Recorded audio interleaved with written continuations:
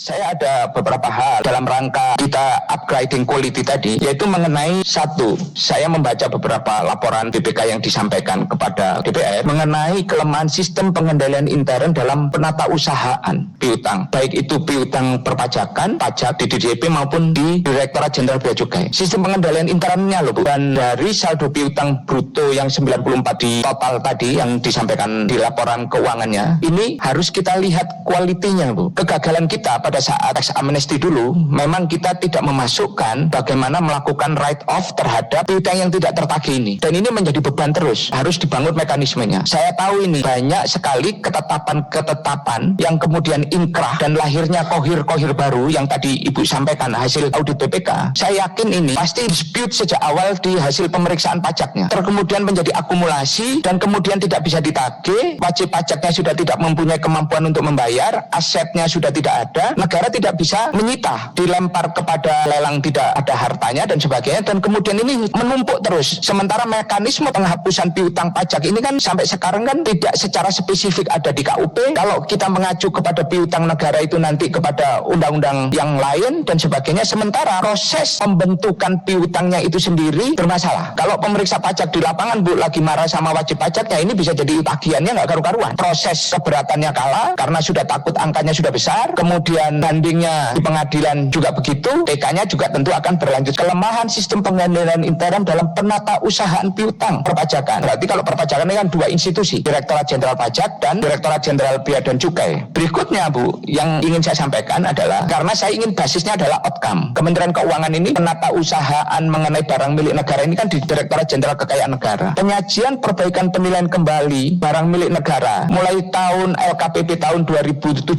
2018 sampai 2019 dinilai tidak akurat Bu. Kalau terjadi pengulangan mulai dari 2017, 18 dan 19, perlu kemudian ada perbaikan yang berikutnya. Ini masih di Direktorat Jenderal Kekayaan Negara Bu. Mengenai pengelolaan aset yang berasal dari LBI oleh BPK masih dianggap belum memadai. Banyak sekali yang disampaikan. Saya tidak mungkin membacakannya satu persatu, tapi Ibu pasti sudah punya catatan itu dan saya ingin memberikan penguatan. Berikutnya tadi saya ingin menyampaikan hal yang sama mengenai Asabri Taspen. Asabri Taspen ini sangat serius Bu. Minta tolong disiapkan skema yang memadai dan tidak menimbulkan dampak secara jangka panjang terhadap struktur APBN kita. Mengenai sistem pensiun kita. Apalagi kemudian Asabri dan Taspen ini sistem pengawasannya ini kan dipisahkan dari OJK dan itu secara langsung berada di Kementerian Keuangan pengawasannya. Dan kita tahu bahwa ini kembali menjadi perdebatan yang panjang mengenai sistem pensiun kita sendiri. Apalagi kalau kemudian jumlah pensiun makin banyak, makin aging dan pembebanan secara langsung ini kan akan menjadi permasalahan sendiri. Kemudian mengenai underlying asset Bu, dalam rangka surat berharga negara kita. Kita ini kan kalau menyiapkan underlying asset setiap tahunnya kan harus dilakukan secara bergilir. Aset-aset yang sudah habis masa